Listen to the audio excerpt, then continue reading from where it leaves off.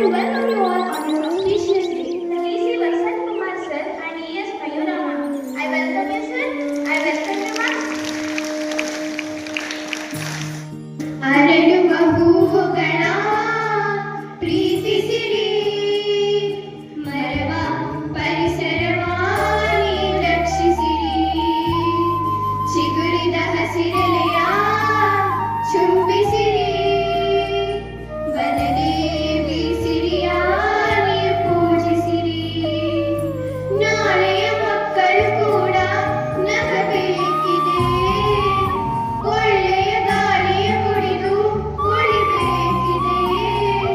ಮನುಜ ಮರಗಳನ್ನು ನೀ ಕಡಿಯದಿರು, ಬೆಳೆವ ಸಸಿಗಳಿಗೆ ನೀರೆರೆಯುತ್ತಿರು.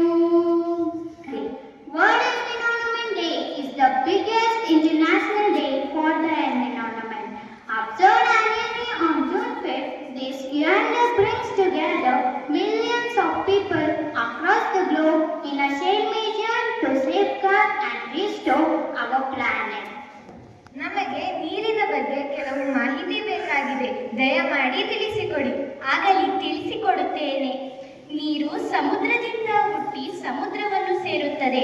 ನಾವು ಅದನ್ನು ಸರಿಯಾಗಿ ಬಳಸಿಕೊಳ್ಳದಿದ್ದರೆ ನೀರಿನ ಅಭಾವ ಉಂಟಾಗಿ ನಮಗೆ ಕುಡಿಯಲು ಒಂದು ಹನಿ ನೀರು ಸಿಗುವುದಿಲ್ಲ. ಈ ಭೂಮಿಯ ಮೇಲೆ ಸಿಗುವ ಒಟ್ಟು ನೀರನ್ನು ಒಂದು 3 ಲೀಟರ್ ಪಾತ್ರೆಗೆ ಹಾಕುವುದಾದರೆ ನಮಗೆ ಕುಡಿಯಲು ಸಿಗುವ ನೀರು 1 ಹನಿ ಮಾತ್ರ. ಒಂದು ಭಾಗ ಹಿಮಪರ್ವತವಾಗಿಯೂ ಇನ್ನೊಂದು ಭಾಗ ಉಪ್ಪು ನೀರಾಗಿಯೂ ಮತ್ತೊಂದು ಭಾಗ ಕೆರೆ ಕುಂಟೆಗಳಲ್ಲಿ ಹಂಚಿ ಹೋಗಿದೆ. ಆದ್ದರಿಂದ ನಾವು ಮಳೆಗಾಲದಲ್ಲಿ ನೀರನ್ನು ಸಂಗ್ರಹಿಸಿ ಇಟ್ಟುಕೊಳ್ಳಬೇಕು.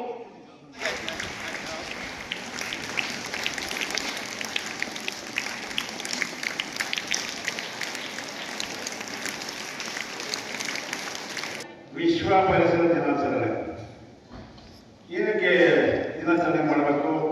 ಪರಿಸರ ಅಂತಂದ್ರೆ ಏನು? ಪರಿಸರ ನಾವೇನು ಮಾಡ್ತಾ ಇದ್ವಿ, ಚೆನ್ನಾಗಿದೆಯಲ್ಲ ಅಂತ ನೀವು ಅನ್ಕೊಂಡಿರ್ಬೋದು. ಇದು ಸುಮಾರು 50 ವರ್ಷಗಳ ಹಿಂದೆ 1972ರಲ್ಲಿ ಸ್ವೀಡನ್ನಲ್ಲಿ ಒಂದು ಪರಿಸರದ ಬಗ್ಗೆ ಜಾಗೃತಿ ಸಮ್ಮೇಳನವನ್ನು ಏರ್ಪಡಿಸಿರ್ತಾರೆ.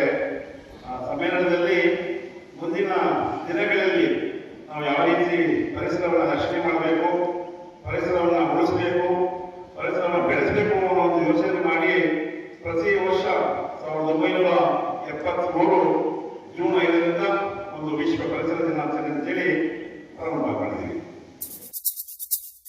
ಮನೆಗೊಂದು ಮರ ಊರಿಗೊಂದು ವನ, ಮನೆಗೊಂದು ಮರ ಊರಿಗೊಂದು ವನ.